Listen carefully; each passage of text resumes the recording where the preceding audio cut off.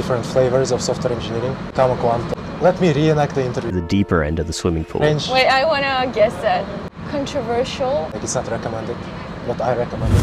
Hi everyone, welcome to our second interview. Today we have Alibi with us. He'll be sharing about his internship journey and how he got quantitative trading role in Optiver in Singapore. So, as an icebreaker, could you introduce yourself and tell us about your favorite book, a podcast, or something that has been a game changer for you? So hello, my name is Alibi. I'm from Kazakhstan. I study here in City University of Hong Kong. I'm graduating this month, and then I will be moving to Singapore to work as a quantitative trader at Optiver. I think the book that has affected me the most is Can't Hurt Me by David Goggins. What is it about? Basically mental gymnastics. Oh, okay, that's interesting. How to overcome stuff. In the first part of our interview, we will talk about your background. So you said you are from CityU, and why did you choose this university? Because they gave the most generous scholarship. Okay. And it's also respectable in rankings. Plus, I also knew some people who were studying here, so it seemed like a good choice. I actually like the curriculum for like CityU Computer Science, where you get to do internship in year 3. Yeah, it's very good. It has been very beneficial. And why did you pick computer science as your major? Because I know you did Math Olympiad at high school, right? Most of my seniors, actually I think all of my seniors went on to study computer science when I was in high school. Your computer science classes start throwing you into the deeper end of the swimming pool. We'll go together. Plus, when I was in 10th, 11th grade, some of my seniors were sophomores in Nazarbayev University, and they got into Google STEP. Okay. And when they told me about their salary, I was very impressed. So that's why you chose computer science. And also, I showed some coding aptitude, so I thought I could do it. Plus, it paid well, and it seemed like a natural choice. Okay, so you didn't apply to any math majors, right? No, only computer science. Okay. Now let's talk about the internships and how they helped you get into Optiver. So you did 4 internships, as I saw from your LinkedIn. Yep. And how did you land this, and what was their impact?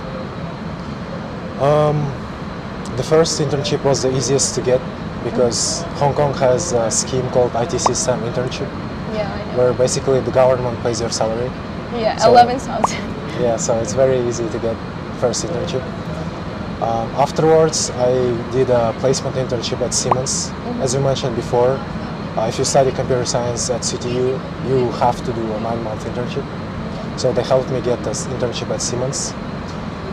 And I also did what's called open source contributor initiative Yeah, I saw it. at Amazon OpenSearch, which is basically like a part-time internship, which was remote. It also wasn't hard to get because it was a program designed specifically for Kazakhstani people. Okay, I didn't know about it. How did you find it out? I just saw it on LinkedIn. Okay. Yeah, so it wasn't very hard to get. And the last internship is probably the most important. Yeah. It was a software engineering internship at Morgan Stanley, which I did last summer. It paid the most, and also it gave me the most experience, I would say.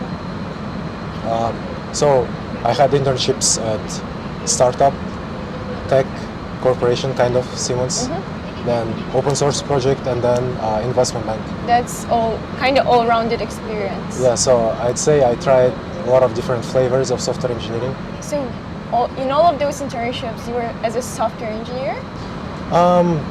Kind of, yes. The first one was like machine learning intern, but it was basically software engineering. I decided to become a quant much later. Later, right? Yeah, later. So how did you decide that? So it happened around 1 year ago. I became friends with a guy who was working in trading, and he started showing me some stuff in this sphere. Yeah. He introduced me to this sphere basically, and then he showed me a post on Wall Street Oasis, which is basically like a Reddit for finance people. And there was a post from a senior guy, a guy from his 30s or 40s. He was a portfolio manager in a big hedge fund. Okay. And he was telling about how he got $140 million in 1 year. All as your a- job decisions are like just looking at the salary. I mean, like, it's not a bad It's not a bad thing, indicator yeah. for decision making. Money doesn't buy happiness. Rich people do. Also, around the same time, there was a trading competition going on. Yeah. This is called Prosperity Trading Challenge by IMC Trading. Oh, IMC, yeah. Yeah. I think I was also participating in that. Did you participate this year? I participated, but we didn't do anything. And we just ended up not submitting. Okay. Yeah, it's quite like lengthy, I would say. Yeah, it's 15 days, 5 Yeah. rounds.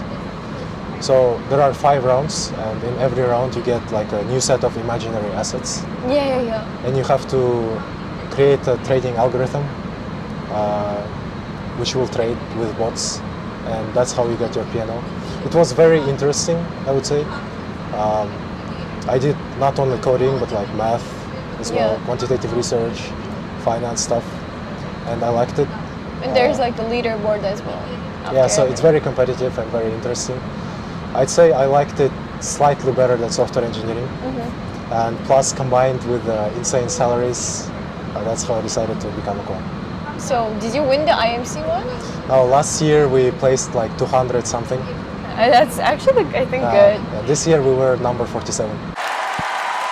That's good. There are like people from Harvard and stuff, right? Yeah.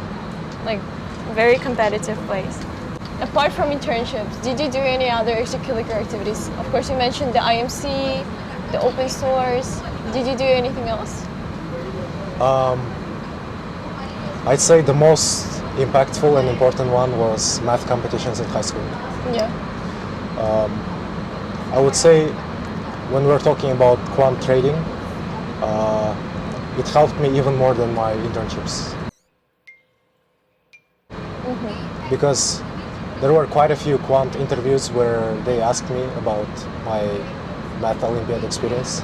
Plus, the questions are kind of similar to the questions you get asked in quant interviews. Yeah, like the first round is always the mental math, right? Something like this. I mean, mental math is a bit different. Optiver didn't ask me about mental Okay. math. It's mostly about like brain teasers, probability questions, and it's a lot. There are a lot of similarities with Yeah. Olympiad questions. When I was actually like applying to Goldman Sachs trading roles, they also asked me like probability, this kind of questions, and honestly, I did so bad at them. Yeah, you have to prepare. It's like lit code. Yeah, it's like a lead code. But I think there's like also a pattern of questions because there was like 4 interviews, and one interviewer asked me these questions, and the next interviewer asked me almost the same question. Yeah, so there is this book which is called like Practical Guide to Quantitative Finance Interviews, which has a list of questions. And I think like almost every interviewer just takes a question from there because Yeah. it's very popular. So if you solve all of the questions from that book, I think you will be pretty well prepared. It's like a lead code basically. Yeah. You just have to do it. Plus, there was also a website called quantquestions.io, which is basically lead code but for quant questions. So just the green book Green book plus the website plus the website. for quant questions. How many of those did you do? Like whole summer, or how much time did it take you? 1 or 2 months, probably a few hundred questions. Few hundred. Anyway, 200, 300, something like that.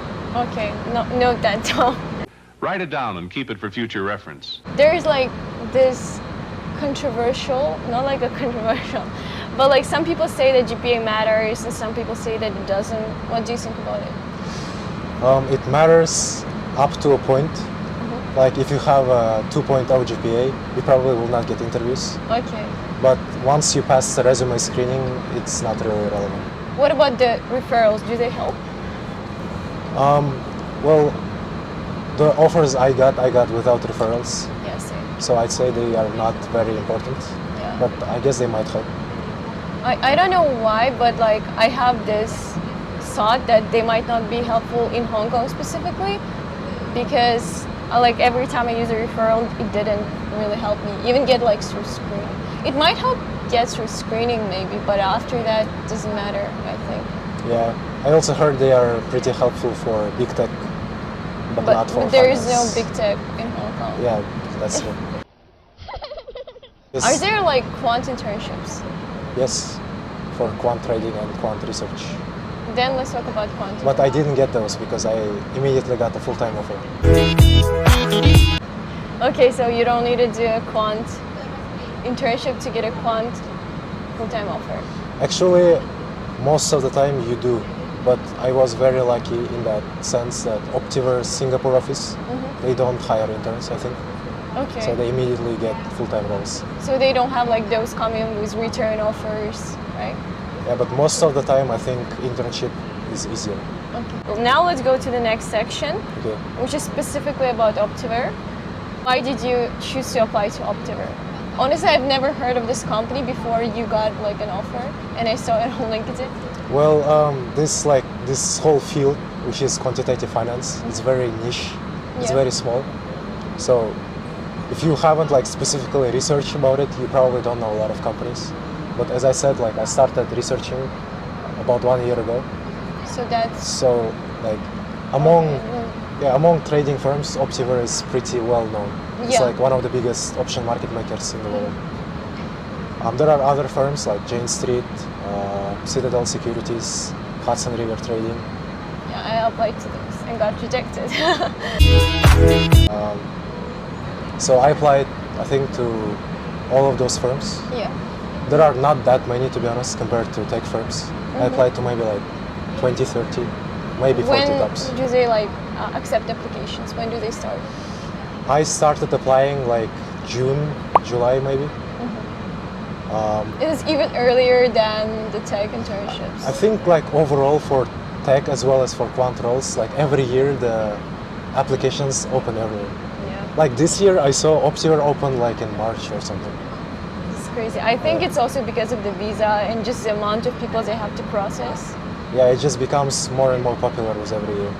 What was the interview process like in Optiver? So for the quantitative trader role, there were 4 interviews. The first one was just a standard behavioral HR interview, where you just talk.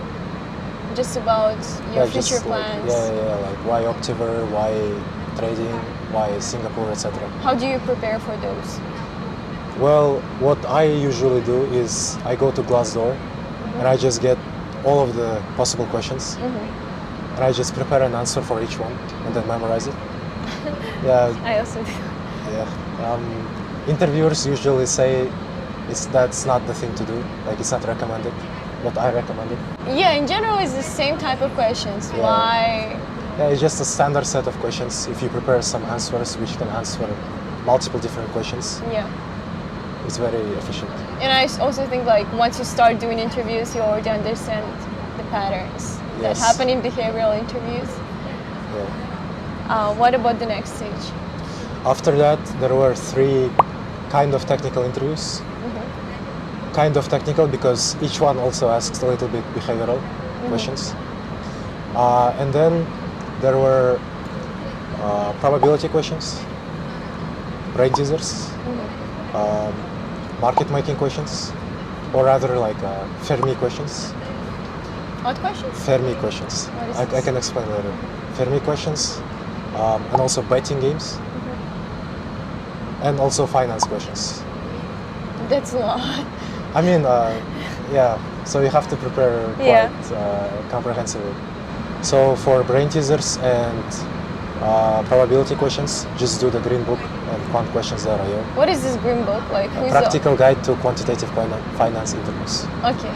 It's very old, I think 20 years old or something, Okay.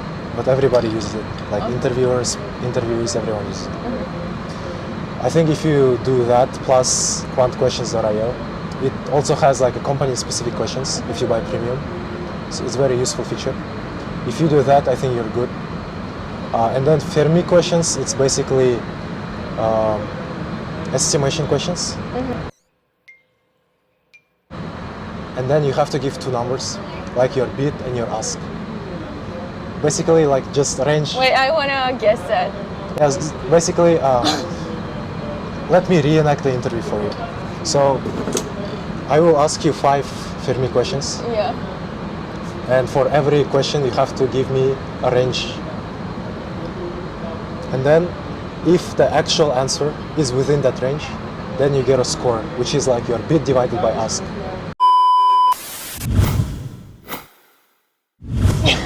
That's your answer. Let's go to the next. Okay, so First. yeah, so 2, 3, 5 number. I think I had this question. Have to reason like this. Have a dice betting games, but you just cannot lose money. Why do you think that you were rejected? I don't know finance. There is a book. Your typical like day would be. They will fire 50% of new grads.